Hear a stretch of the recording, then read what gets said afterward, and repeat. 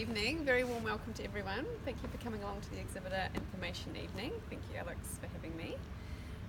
So I'm just going to share a little bit of my experience in both being an exhibitor at this expo. I had a stall for Profile magazine since it started, so 10 years, when it started off at a tiny expo, 400 odd people through the door, and now we get thousands. And we've changed location since this is a much nicer location than the Lake Kawana Community Centre, much more spacious and warmer. And I'll just share a few things that I've learnt along the way that help engage people to maximise your return on investment for your stand at the expo. And also I have been helping Alex to market the expo as well, so kind of both sides of the coin. We just want to make sure that it's a big commitment and resources. It costs time and money, so we want to make sure that you make the most of it. So there's a few little things. I've got a few pointers. It's actually a few pages. I'm not going to go through all of it, but Alex will email it out to you tomorrow. And I've got a couple of printed copies before my printer broke today. So if someone really doesn't want to read on email and they want to have a hard copy, just come up and grab one. So the main things are, before you go to the expo, know how big your stand is, what it's made of, what you can use to stick. Pretty sure it's Velcro sticky hooks, but Alex has got all that information. Make sure you know, so you don't turn up and there's no surprises for you. And make sure you come with a box of tricks, so a bag full of scissors, tape, string, pins, anything. Dressmaking pins are really handy. Sellotape, just anything that you might need. You probably will need it, and you don't want to be running to Bunnings in the morning. That's a little bit stressful. So probably about now, we're about 5 weeks out, aren't we, Alex? 4 weeks on Friday. 4 weeks out. It's getting very close. So you want to make sure that you've got an intention for your stand. So the day after the expo, Alex is probably going to call everyone and ask how you went. And you could be like, I don't know, it's pretty good. But that's not really a good enough answer. So we're all running a business, so we need to have some sort of qualification on how well it went. So it either needs to be, are you there to collect leads to then market to after? Are you there to sell a product on your stand? Are you there to just meet people and get a bit of brand awareness? Are you there for a workshop to tell people about your business? So I think everyone needs to be clear on their goals, because something common after the expo, when we'd go and ask people how they went, some people said, oh no, it wasn't very good, I only got like 200 email leads. And then the next person would go, oh my God, it was so fabulous, I sold like one envelope. So their perceptions on how well it went were different. So you need to be clear on what you want to achieve out of it. And then you can also go about designing your stand to make sure that you achieve those goals. So if it's to get email leads, well, you need to entice them to hand over their email details. Would that be a competition, a session, a free session with you, a free yoga class, whatever it is, you need to work on a way to get those leads to meet your goal. If it's to sell products, have you got enough products there? Have you got a way they can buy the products? Have you got enough samples in stock? Have you got places they can see online the products they can buy afterwards? So depending on what your goal is, and then you can sort of design your stand around that goal. Okay. Before the expo, it's a really good idea to advertise in advance. So this is just telling people out there that you are going to the expo. It's a really good PR because you're engaged in the community. It's a good excuse to touch base with your customers without being all like salesy, I've got a new product for you. It's just like hey guys, we're going to be at this expo, it's great, come along.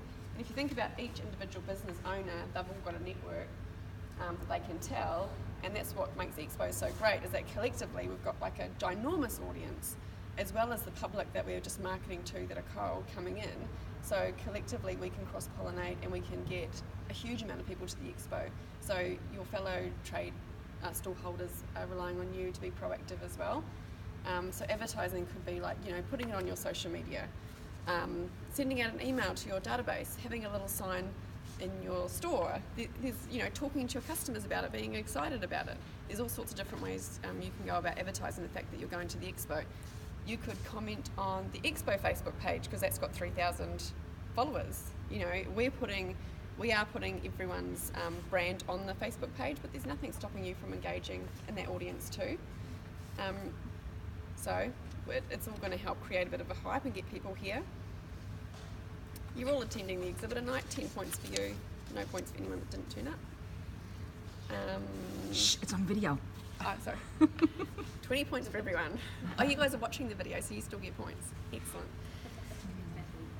Okay, stall decorations. So there's lots of different things. Just make sure you're organised. So you can have the common things are banners, posters, promotional material to give away, forms for competitions. Whatever you have, just consider it before you come. So been to plenty of expos where people have just grabbed like the bowl out of their kitchen cupboard and they've had mismatched stuff and it just looks a little bit of a shambles.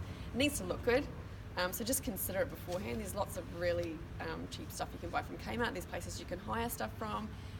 We've had a lot of success with having actually decorators come in and do the stand for us, which saved us time and, believe it or not, saved us money as well.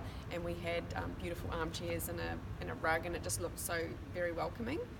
So that's something to consider as well, and it's actually quite cost effective. When you make posters, just keep in mind that when people are walking past, it's like a billboard. It needs to be quite big because people have got sort of like, just a couple of seconds to glance and then they're going to move on. So if they can't, from that glance, get what your business is about and that you look like a happy, friendly person, they're not going to stop and talk to you. So we often see people like printing out like 5 posters this size. Don't be afraid to like go to Officeworks and make A1s or A2s. It kind of like needs to be that big, and pull up banners. Everything needs to be a bit like larger scale, and it fills the space. Otherwise, you've just lots of black wall. Are they black? Yes. Yep. So there's a list of decoration ideas here. I'm not going to go over all of them. You've got 3 minutes. Okay. I'm just going to skim to the most important stuff. Look professional on your stand. Make sure you wear your uniform. Name tag is a really good idea, so you look like you're working there. Don't have one person on your stand, have more than one, so I would say minimum 2. Oftentimes there's like influxes of people and you can't necessarily control when the people are coming through. It's not always steady. So if a whole lot of people come through and you're taken up talking to someone, other people will just walk straight past. So, and usually that's in the morning. Morning seems to be a busy time, so even 3, or even have someone on standby that you can call in if you need to. And if someone takes a toilet break or a lunch break, then you went down to 1 again. So you kind of don't really want to have one person on your stand at any one time. That would be my advice. And wear flat shoes if you're a girl. You get very tired from all the talking too. So even having people come in shifts. So on my stand, I'm going to be there, and I'm also going to have someone separate in the morning and then someone else to change over and be in the afternoon. So that they're fresh as well. Lots of energy and exciting. Push your stand up. So if you stick with the trestle table, another tip is to push the trestle table behind you and be out front and engaging when people are walking past and you're talking to them and you're friendly and happy. And Kim's going to go into that a little bit more. But oftentimes the people that have the worst experiences at Expo are those that are sitting behind their stand and kind of like insular. They might be looking down, or they're just like it's quite a big barrier. So oftentimes standing up, getting up and out, and having the stuff sort of behind you is a bit more welcoming. People coming into the stand. 1 minute. 1 minute. 1 minute. Don't eat at your stand. Don't chew gum at your stand. Anything that you wouldn't do in a retail shop, don't do. People sit there and like have their lunch, and no one, like it sounds like common sense, but you would be surprised. Don't just sit on your phone as well when you get bored. Don't pack up. So set up as soon as you can. Alex will send out the times. Make sure you're organised. When people come in, you're not sort of the person that's setting up in the background. And don't pack up until the expo is over, because we do get late stragglers come in and they feel very unvalued and they've just been carried along, and that could be just the ideal customer for you. So don't pack up until the very last minute. And after the expo, whatever method of data collection you've got or way that you've engaged or got sort of like a list of possible clients, make sure you follow up with them promptly. So it's not unusual to hear like within the next couple of days. I would do it within sort of 2 days myself. It doesn't need to be salesy either. It could just be a touch base. Hi, I've seen you at the expo. Did you know that for this week we're doing this? And that could entice them to engage with you. Not everyone is going to be ready to buy at the expo from you, but they might be in a month. They might have a friend who needs your product in 2 weeks' time. Like, it's not just on the day. we need to make sure that we cultivate these leads so that we've got like a flow-on effect. A jeweler, the jewelers that have been here often, they told us last year that it's not about the expo day for them. They sell nothing on the day because they're quite high end, but all year after that, they're getting leads that were literally people that they met at the expo. So that shows that the value for them was a whole year thing, and their goal at the start would have been to collect the leads to then market to. I think I've got through it all. 10 minutes.